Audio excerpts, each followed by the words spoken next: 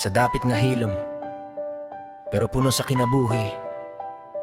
Adunay lugar nga simple ra tan-awon, pero kung imong suroyan, imuhang masabtan ang ka-espesyal niini.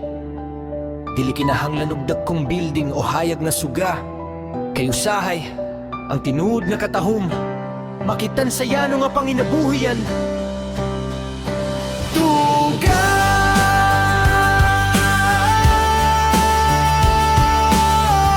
Lugar nga adunay kaugalingong istorya, pangandoy ug kasing-kasing nga matahom.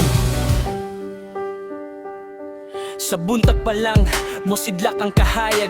Hangin nga presko, duyog sa kinaiyahan. Mga tawo nga nagmata, sugod na ang lihok. Simple nga panginabuhi, pero pangandoy dili maparog diri sa tugas. Makita nimo ang tinuod, tanyod nga pahiyong kinabuhi nga buhi og suod. Bisan gamay ang na, dakong kasing-kasing kayang kalipay dili masukot sa kadaghan sa bahan. Di nga atong panagira, lakang sa dalan, tanaw sa palibot. Kada dapit adunay istorya nga angay masabot. Kada nawong adunay damgo nga gitago. Kada adlaw usa ka higayon nga mahimong bago. Ug kung kapoy na andagan sa kinabuhi, diri mo pauli pa'y minawa ang bugnaw nga hangin nga moagi sa panit. Ang kalinaw sa palibot, tingi makita nimo sa lugar nga tinuod. Tugas, oh tugas, lugar nga puno sa kinabuhi.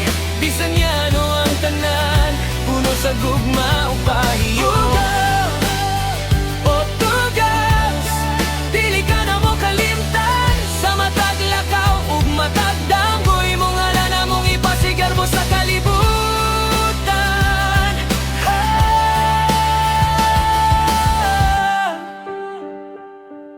Dili lang lugar, kundi parte sa kinabuhi. Mga istorya sa katawan, diyan igitukod sa matag adlaw. Bisan unsa pa man ang problema, padayong gihapon ng tanang. Kayang pusog na asa kasing-kasing sa katawan. Bisan lisod ang dalan, dili dali mahuyang trabaho sa buntag hangtod mo salo pang adlaw. Para sa pamilya, ilang usog, ilang gihalad. Walay shortcut sa kalampusan, kugi o paglautay maoy dalan. Bisan gamay ang sinugdanan, kung likon ng pangandoy makaabot gihapon sa tumoy sa ngadalan. O kung imong tanawong gikan sa kahitasan, murag paintin maghihimo sa kinaayahan. Green nga palimot, kahayag sa adlaw tugas, imong katahong dili gyud kalimot.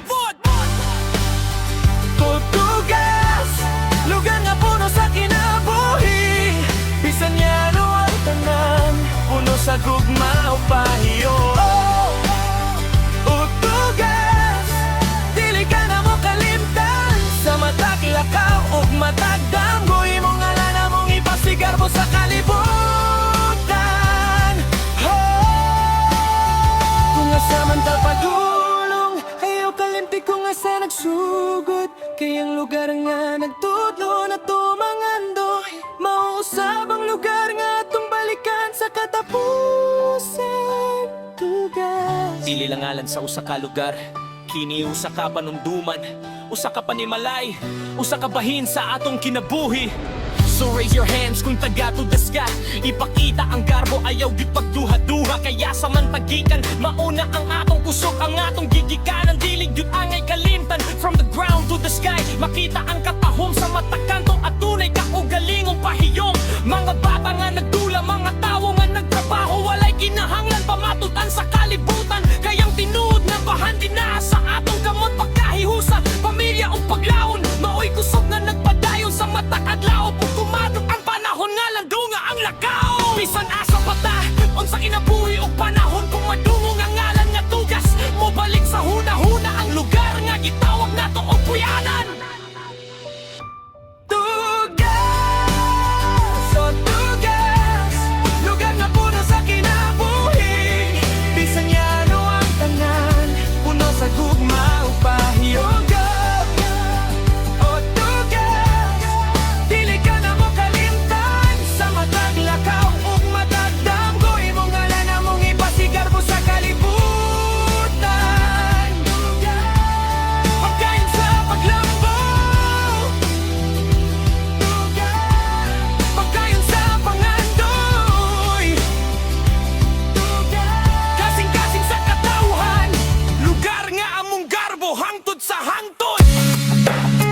Mao kini ang tugas,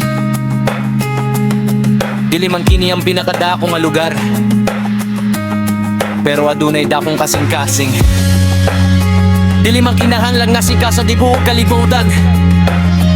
Kaya lang sa mga pao nga nagpulyon ni Nagtunga sa tulit tawag galinugi.